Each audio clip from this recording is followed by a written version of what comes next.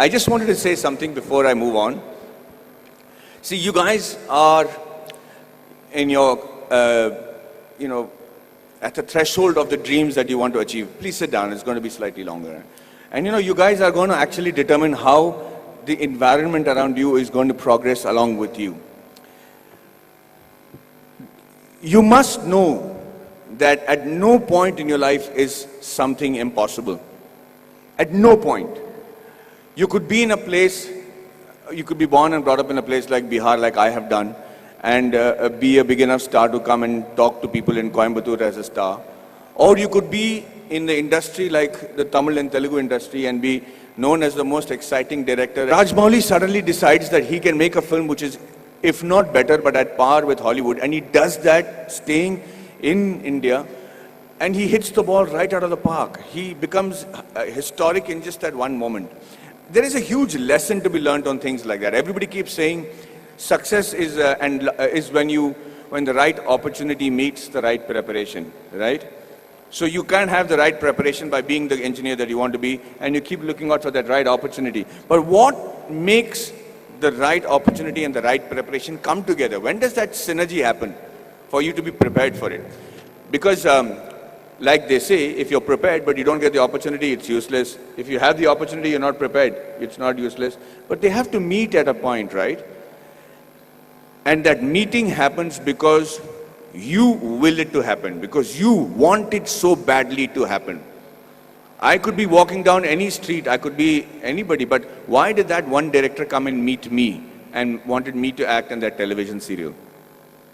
If you look at every next step in my career, I have never prepared for it. I have never imagined that this could happen.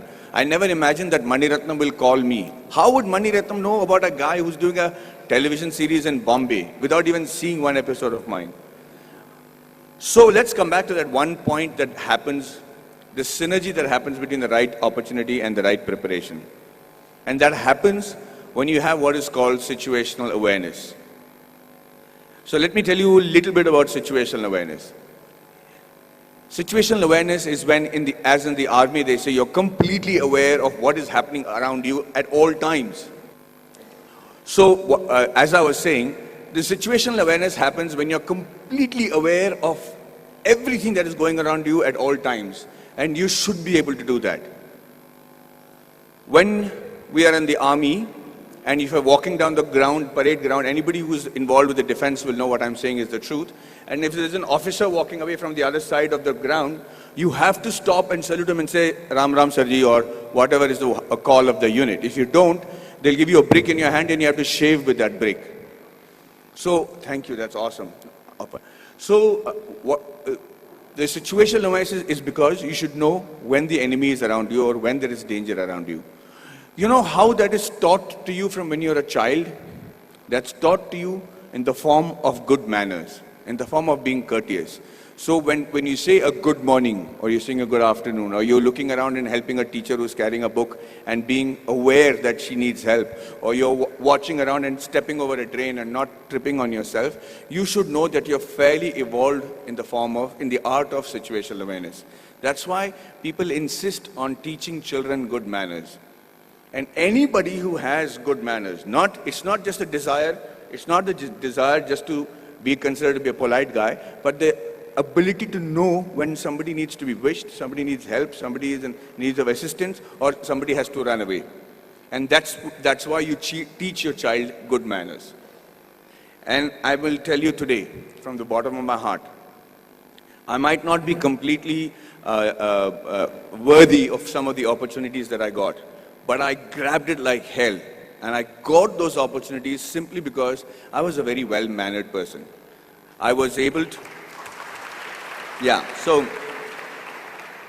and with that manner, with the way you walk, with your gait, the kind of words that you use. It's very common to use normal language when you're friends and everything, but most people don't even have a vocabulary. The reason I started those classes in Kolhapur was so that I had my friends who came to me and said, Maddie, we are very good engineers, buddy. We're really good at what we're doing. But the problem is I can't speak in English, I can't speak in Marathi. So when they come from Tatas and Kirloskars for campus selections, I'm not able to communicate to them. They don't even observe a Kolhapuri boy wearing a terry cotton pant and a shirt and wearing chappals and don't even consider that he could be a good engineer. So I said, the fault lies with you guys. He says, you have to break the clutter. Nobody's going to come and say, hey, you know what, maybe you're a good engineer, let me give you a shot. You have to be noticed in that very first instant. And for two reasons. One is that either you should know what is a good profession for you. If you're not able to make an impression, then quickly change it. This is not the be-all and end-all. The engineering or whichever subject that you choose to major in when you're in college does not literally have to be your lifelong profession. But give it a shot. At least know if that is a profession that you really want to pursue and excel in, because that's the only way you'll survive, is if you excel in it. If you excel in it to such an extent that you think, sleep, dream, eat, breathe that particular job. And I do that with acting. And I'm telling you, I do not know what else. I would have been a really bad soldier because I think I'm a really good actor. I'm involved completely, 100% of the time. I'm doing research. If I have free time, I'm going to YouTube and finding out what is a different method of acting. I just do that with a passion. If you're not doing that for your profession, know that you're in a secondary profession. Know that you're doing something which the Lord has not made you to achieve glory in. So you have to give it that shot. Now, what I'm trying to tell you is that Kolhapuri friends of mine who then came to me and I said, okay, let's try and see if we can change that. So at 5 o'clock in the morning, they would come to my room, we'll go to the terrace, and I started teaching them how to present themselves in the interview. Things that I had the good fortune of doing because I had many interviews and many group discussions to attend. And then I started with basic things on how to shake hands, how to look somebody in the eye and speak. How do you introduce yourself? How do you shake hands with a lady as opposed to a man? How do you speak on a phone? What is dining table etiquettes? What's telephone etiquettes? When do you use a shrimp fork or a salad fork or people might think I don't require that. I'm never going to work on those things. I'm doing my father's business. But you never know. That is the preparation that you make to make that quantum leap in your careers. These are basic things. You have to know that. You have to know how to dress correctly. You have to know if you have body odor. You have to know whether you're spitting on people's face and how to stop it when you're speaking. If you don't do these things, ladies and gentlemen, you will be in an average life, doing an average job and living an average life. Having said that, I'm not saying that is wrong. That could be your calling. My father is very happy living that sort of a life because they don't live in extremes.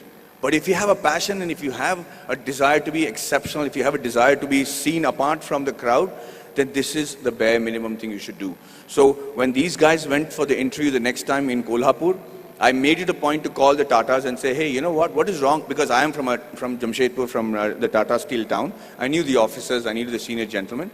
I said, sir, you know, these friends of mine are extraordinary engineers. The mere reason why you're not taking them is because they don't know how to present themselves in English. How long is it going to take for you to send somebody who knows Marathi in your panel so that they can actually judge and see if these guys are good enough for Tata Steel? Do you need good people who speak in English or do you need somebody who are good engineers? And he agreed. He actually sent people from Maharashtra, and for the first time in the history of Kolhapur, we had 5 guys getting into Tata Steel and Kirloskars. And I just wanted to say that I'm not taking credit for it. I just felt bad because it is just a small 3-day push that they required to achieve that. So when they were interviewed, they said 4 years of learning engineering one side, and those 3 days with Maddie, we became engineers and successful today because of those 3 days. And what I am teaching you is nothing extraordinary. It is simple stuff. It's the norms. It's the way of the world.